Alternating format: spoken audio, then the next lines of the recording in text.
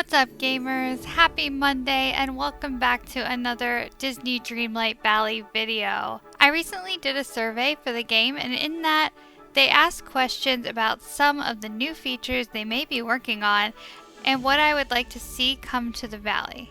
And it got me thinking. So today let's talk about some things I'm predicting for this year and some things on my wish list. First, let's talk about the future star paths. We've had 5 star paths.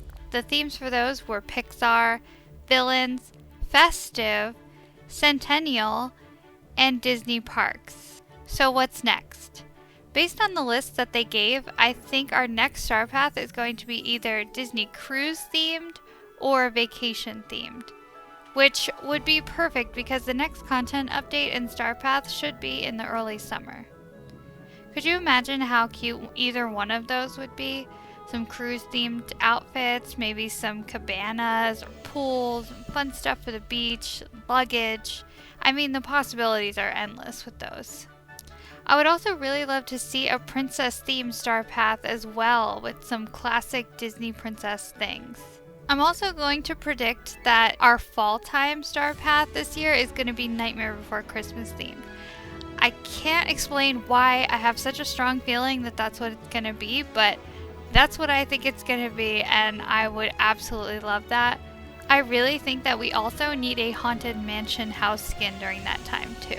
Speaking of house skins, I really think that sometime soon we're going to be able to change the skins of other houses in the game. I really think the houseboat skin we got recently should have been for Eric's house. It would just make more sense. I'm also thinking that new skins for the wells and stalls are coming too, which would be amazing because it would really make each valley more unique. That'll be a really big deal when multiplayer is introduced, which is confirmed to be coming this year. I think our characters are going to be even more customizable in the near future as well. Not only will we be able to change our outfits and accessories, but also our tools could be getting a new look, one that we can change and customize. Now, let's talk about the game content itself. I have seen a lot of talk about more biomes being added, so I do think that there will be at least one new biome added this year. I'm also thinking that the Frosted Heights and Forgotten Lands are going to be expanded. There are some mountains at the top of both the Frosted Heights and the Forgotten Lands that don't really need to be there. They are included in the map as sort of large areas that you just can't get to. I'm thinking at some point we'll be able to get to those areas. I'm pretty positive that Skull Rock will be open at some point this year, and we'll either have like a new cave area to explore or the island around it. It could end up being home for Captain Hook or something like that. I'm really hoping it's a new area instead. One place I sort of forgot about on Dazzle Beach is the Mysterious Cave. It gives Atlantis vibes. And there's something that's going to happen with this doorway that's going to open up at some point. I just have no idea when or why. Same thing with Elsa's Cave.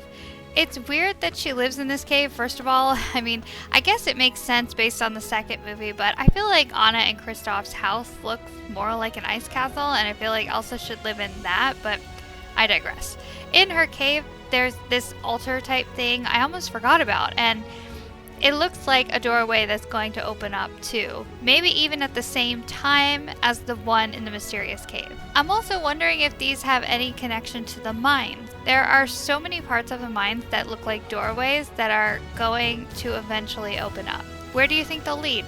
In the 2023 roadmap for the early summer update, it says we'll be learning more about what caused the forgetting, and it shows an image of our shadowy character standing in front of the pumpkin house in the Forgotten Lands. It also says a princess will race into the valley. My interpretation of this is that we'll be getting 2 new characters, the fairy godmother and Penelope from Wreck-It Ralph. I very much hope I'm wrong and it's going to be Cinderella, but I do think the fairy godmother is for sure coming because I just don't know who else would live in this adorable pumpkin house. And like I've said before, I think that fairies are going to be a big deal in the main story of the game. Maybe we'll even see Maleficent soon too.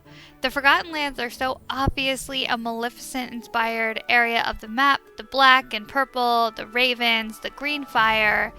It's got to be an area that she has affected in a big way. And to have another fairy living there, like the fairy godmother, just makes sense to me. And then for the rest of the year, the roadmap shows that we will get multiplayer, even more new characters, realms, clothing, and decorations. The image shows 2 main characters hanging out to represent the multiplayer, and then it's got Belle off in the background. So hopefully we will get Belle in the fall or early winter this year. We've only been waiting for her since the game literally came out, so I'm thinking she's gonna be here for sure by the end of the year. What do you think about these predictions? What are some things that you'd like to see added to the game? Let me know in the comments. If you enjoy this kind of video, make sure you give it a thumbs up, subscribe to the channel, and turn on notifications. I make lots of videos about Dreamlight Valley. Thanks so much for joining me today, and I'll see you guys again very soon. Bye!